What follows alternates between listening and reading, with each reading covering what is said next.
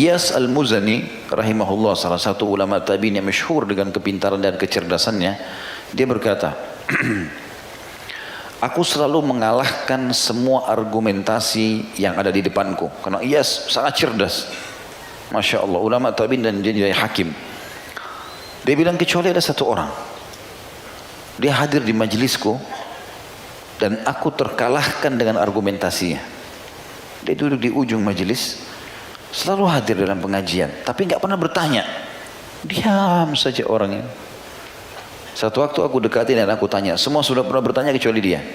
Hai fulan, kenapa kau nggak pernah bertanya? Maka dia mengatakan, Allah memberikan aku 2 kuping dan memberikan aku 1 lisan agar aku lebih banyak mendengar daripada berbicara. 2 kuping untuk apa? Kenapa bukan 1 kuping? Dan lisan 1 agar lebih banyak dengar daripada banyak bicara. Dan aku mendengar, maka aku aman. Aku berbicara, aku akan dihisap. Gitu. Karena kata-kata yang sudah diucapkan susah untuk ditarik kan, nggak mungkin. Gitu. Bagaimana bijaknya mereka seperti itu? Ya. Pernah juga ada satu kali disebutkan kisah di zaman tabi'in dulu. Ada seseorang punya hamba sahaya cerdas, terkenal dengan hakim, bijaksana, punya kata-kata mutiara yang bagus. Tuannya bilang majikannya, saya mau kau hari ini belikan saya yang terbaik menurut kamu dari kambing. Dia pergi pasar, dibeli lidah. Lidah nggak ada tulangnya, dimasak, daging semuanya. Ya. Dimasaklah sama dia. Ini yang terbaik dari kambing.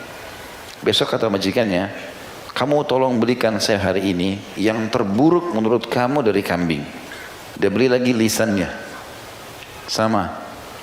Terus majikannya tanya, kenapa kau membeli produk yang sama, barang yang sama? Kemarin saya minta yang terbaik, kamu beli lidah, sekarang yang terburuk juga lidah. Dia bilang, hai tuan, karena benda ini adalah benda yang bisa menjadi baik sekali kalau digunakan untuk menasehati, berzikir, baca Quran, berdoa, dan dia akan sangat buruk kalau digunakan untuk menggunjing, memfitnah, ya, mengadu domba dan seterusnya. Nah, jadi ini penting sekali teman-teman untuk digarisbawahi agar jangan sampai kita terjerumus dalam masalah seperti ini. Dan sebagaimana disebutkan dalam hadis induk kita, ini penyebab siksa kubur. Ini penyebab siksa kubur hanya karena seseorang pernah melakukan perbuatan seperti ini. Siapapun yang pernah melakukan ini teman-teman bertaubat nasuha kepada Allah Subhanahu wa taala, sekaligus tentunya sekaligus dia memperbaiki, ya, selain minta taubat kepada Allah, memperbaiki dengan cara minta maaf kepada orang yang pernah diadu domba sama dia, dan dia coba meluruskan supaya fitnah yang tersebar harus diperbaiki. Kata para ulama, adu domba ini jahatnya, namimah ini, 1 kali dipicu susah diperbaiki. Walaupun kita datang, kecuali betul-betul kita bisa meluruskan, karena tampiasannya kemana-mana. Kita adu domba antara suami istri, datang masuk di antara mereka, atau antara atasan sama bawahan, atau maka itu sudah cukup untuk membuat akhirnya mereka pecah. Dan untuk memperbaiki tidak mudah, susah sekali gitu. Makanya dikategorikan dalam dosa besar. Ya. Dan banyak sekali hadis-hadis Nabi SAW yang berhubungan dengan masalah larangan dan perintah untuk menjaga lisan. Saya sebutkan beberapanya. Dan kalau ada pertanyaan tentu silakan ditulis seperti biasa. Hadis Bukhari Muslim, kata Nabi SAW dalam hadis ini kepada para sahabat, apakah kalian tahu sesuatu apa yang paling banyak membawa orang masuk ke dalam surga? Maka kata para sahabat, atau para sahabat terdiam, kata Nabi SAW, taqwallah wa husnal khuluq. Ada 2 penyebab orang banyak masuk surga. Patuh kepada Allah.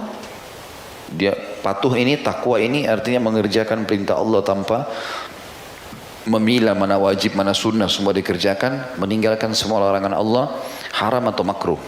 Dan akhlak yang baik, perilaku yang baik. Lalu Nabi SAW balik bertanya lagi, apakah kalian tahu sesuatu apa yang paling banyak membawa orang masuk ke dalam neraka?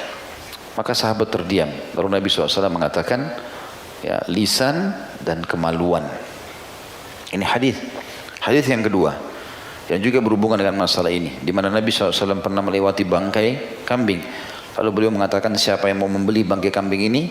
Maka para sahabat mengatakan, ya Rasulullah, jangankan dia sudah jadi bangkai, hidup pun, ya, kalau dia cacat, karena kebetulan kambing itu cacat, tanduknya patah, matanya buta, kakinya patah. Kalau dia hidup tidak ada yang mau. Bagaimana kalau sudah jadi bangkai?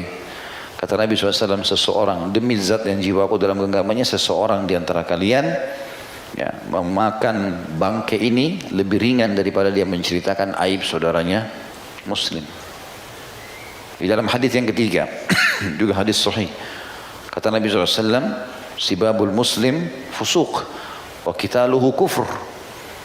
Sibab artinya mencelah, mencaci maki, mengadu domba muslim adalah fusuk, perbuatan kefasikan, dosa besar, dan membunuhnya adalah kekafiran. Di hadisnya jelas semuanya tentang masalah ini. Tidak boleh main-main tentang masalah perbuatan seperti ini. Dan sekian banyak hadis Nabi SAW yang mungkin sekarang belum terlintas di benak saya, melarang tentang masalah penyalahgunaan lisan ini tentunya. Allahu a'lam.